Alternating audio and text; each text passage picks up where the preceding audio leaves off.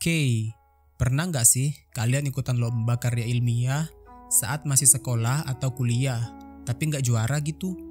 Ataupun judul skripsi yang sudah beberapa kali ditolak oleh The Shining Shimmering Splendid, our lovely dosen pembimbing, atau bahkan udah capek-capek nih seharian coding aplikasi, tapi ujung-ujungnya nggak ada yang make. Nah, sebelum teman-teman memiliki prasangka buruk, entah itu kepada juri lomba atau pada dosen pembimbing teman-teman, alangkah baiknya kita melakukan evaluasi pada diri kita. Bisa saja hal tersebut disebabkan oleh beberapa faktor. Contohnya, format penulisan yang salah, literasi atau sumber yang dicantumkan gak valid, ide yang digagas gak begitu menyelesaikan permasalahan, atau bahkan kita gagal menemukan poin penting yang terjadi pada permasalahan tersebut.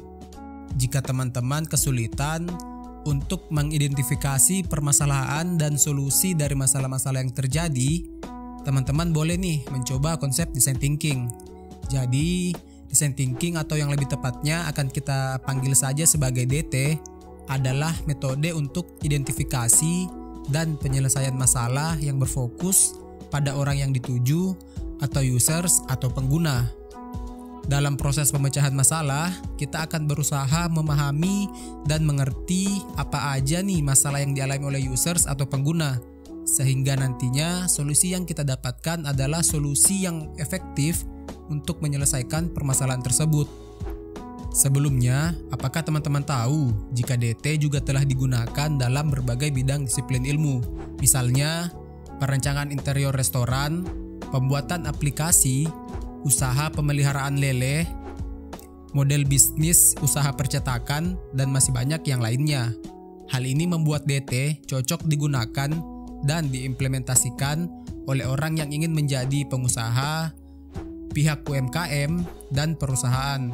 Bahkan sekelas perusahaan besar seperti IBM, Gamelab.id, Capital One, Lego, Microsoft, Gojek, Toshiba, Google, dan masih banyak perusahaan lainnya yang menggunakan DT dalam pengembangan dan inovasi produk mereka. Elemen penting dalam design thinking. Oke, jadi dalam metode DT terdapat beberapa elemen penting, yaitu yang pertama, people centered atau yang berarti berpusat pada pengguna. Agar solusi yang kita berikan benar-benar bermanfaat dan menyelesaikan permasalahan users atau pengguna, maka kita perlu menerapkan empati dan berfokus untuk memahami dan mengerti user secara keseluruhan. Yang kedua, highly kreatif atau proses yang kreatif dan menyenangkan. Menciptakan suasana yang terbuka dan menyenangkan sangat penting untuk mendorong kreativitas agar kita dapat berpikir out of the box atau melihat permasalahan dari berbagai bidang perspektif yang berbeda.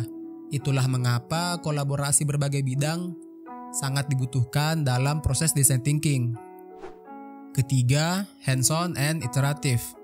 Design thinking adalah metode yang praktikal atau dalam prosesnya kita akan melakukan berbagai percobaan, tidak sebatas teori saja atau hanya sebuah gambar sketsa di atas kertas. Dan dalam prosesnya akan dilakukan secara berulang agar mendapatkan solusi yang terbaik. 4. Prototype visualization. Untuk menghemat waktu agar kualitas tidur kita nggak terkuras habis dan menghemat sejumlah biaya yang nantinya kita bisa gunakan untuk membeli beberapa minuman boba, maka kita sebaiknya membuat sebuah prototip atau prototipe yang berupa representasi nyata dari solusi yang kita tawarkan. Prototipe ini dapat berupa miniatur, storyboard, atau bahkan tiruan peraga dari alat yang nantinya dapat kita presentasikan kepada calon pengguna untuk meminta feedback dari mereka. Oke, next, langkah dalam design thinking ada 5. Yang pertama, berempati. Tujuan dari langkah pertama ini adalah untuk melakukan wawancara yang nantinya akan memberikan gambaran tentang apa yang benar-benar diperdulikan. Kita perlu berempati dan merasakan bagaimana orang-orang menghadapi situasi tertentu. Misalnya, jika kita mengunjungi kafe atau restoran, kita mungkin akan menemukan begitu banyak permasalahan yang terjadi. Tapi kita tidak perlu terburu-buru untuk langsung mencari atau menetapkan masalah atau bahkan solusinya. Pada langkah ini, kita akan melakukan percakapan dengan beberapa pelanggan. Mereka mungkin akan menceritakan berbagai permasalahan berbeda yang mereka hadapi saat sedang berada di kafe ataupun resto.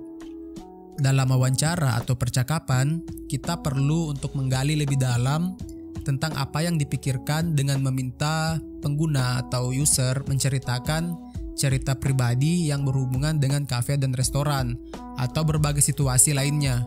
Proses wawancara ini akan kita ulang beberapa kali untuk mendapatkan feedback dari orang-orang yang mengalami permasalahan serupa. 2. Definisikan masalah.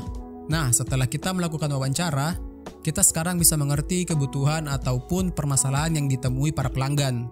Kita perlu mengidentifikasi apa saja kegiatan atau kata kerja yang dianggap sebagai sebuah permasalahan. Misalnya, ingin mendapatkan makanan secepat mungkin, atau ingin mendapatkan porsi yang lebih banyak, atau sekedar hanya ingin mendengarkan musik yang santai dan santuy saat sedang makan. Kita mungkin akan menyadari bahwa ini bukan sekedar tentang makan saja, tetapi lebih banyak tentang bagaimana para pelanggan ingin menikmati makanan mereka. Setelah dianalisis, rumuskan permasalahannya.